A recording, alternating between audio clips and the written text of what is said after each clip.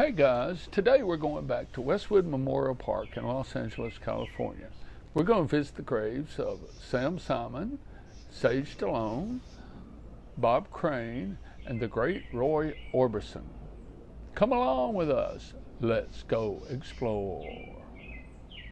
Westwood Memorial Park is just a stone's throw off of Wilshire Boulevard, and it's real easy to visit if you're in the area. I encourage you to do so. I've been told that this first grave will one day be the grave of Sylvester Stallone. This next grave is the grave of Sage Moonblood Stallone. He was an American actor, film director, and producer. He is also the oldest son of Sylvester Stallone. Sage graduated from Montclair College Preparatory School in Van Nuys in 1993. He studied filmmaking at the University of North Carolina in 93 and 4. Sage made his acting debut in Rocky V, playing Rocky Balboa Jr. He also appeared with his father in the film Daylight in 1996. Sage was found dead on July 13, 2012, at his home in Los Angeles. According to most of the reports that I've read, he had not been heard from for 4 days. Empty prescription bottles were found at the scene, but the coroner determined through the autopsy and toxicology screens that Sage died of coronary artery disease, with no drugs other than over-the-counter pain medication found in his system. Sam Simon was a writer, a director, a producer, and an animal rights activist. He is probably best known for co-developing the TV series The Simpsons. In the earlier parts of his career, Sam worked as a cartoonist and wrote a little for the sitcom Taxi. He wrote and produced for Cheers and Gary Shandling's show. He also wrote the 1991 film The Super. He appeared some on Howard Stern's radio shows and also managed boxer Lemon Brewster and helped guide him to the heavyweight championship in 2004.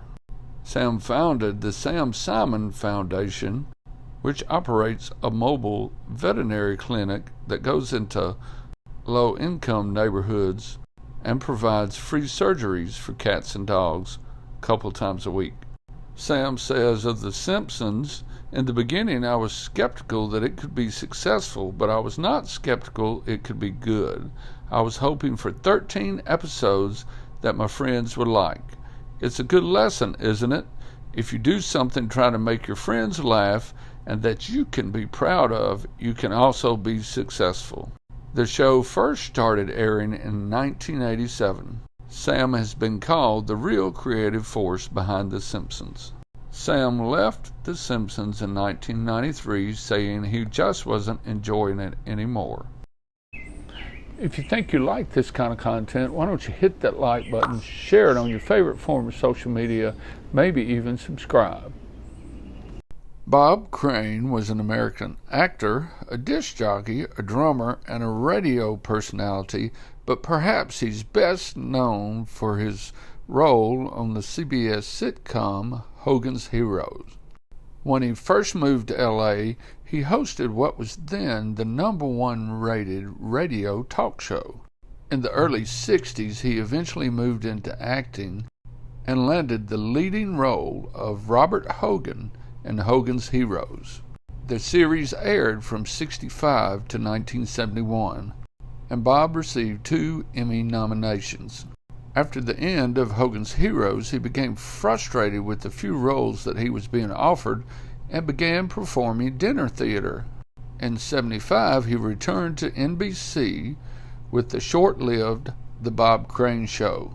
After the show was canceled, he returned to dinner theater and doing a few guest spots on TV. Bob Crane was found beaten to death in his Scottsdale, Arizona apartment while on tour in June of 1978. We are now turning to look at the unmarked grave of the great Roy Orbison.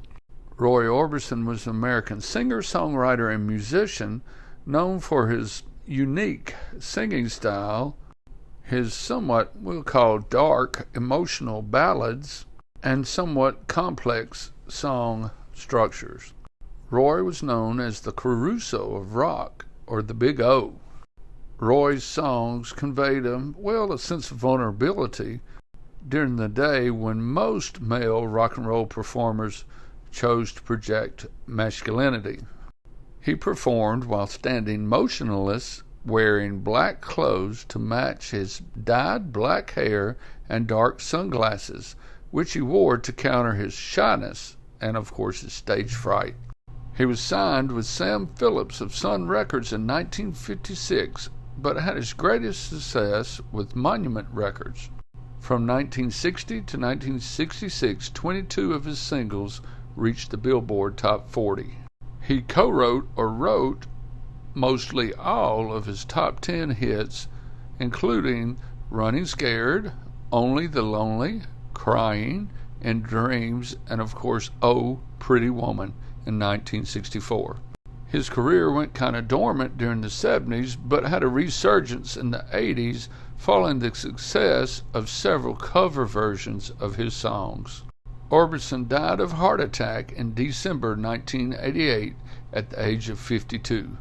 He has been inducted into the Rock and Roll Hall of Fame, the Nashville Songwriters Hall of Fame, and the Musicians Hall of Fame. He received a Grammy Lifetime Achievement Award and 5 other Grammy Awards. Rolling Stone labeled him number 37 on its list of greatest artists of all time. We hope you've enjoyed your visit to Westwood Memorial Park today. Thank you. Sam Simon, Sage Stallone. Now I forgot the last one.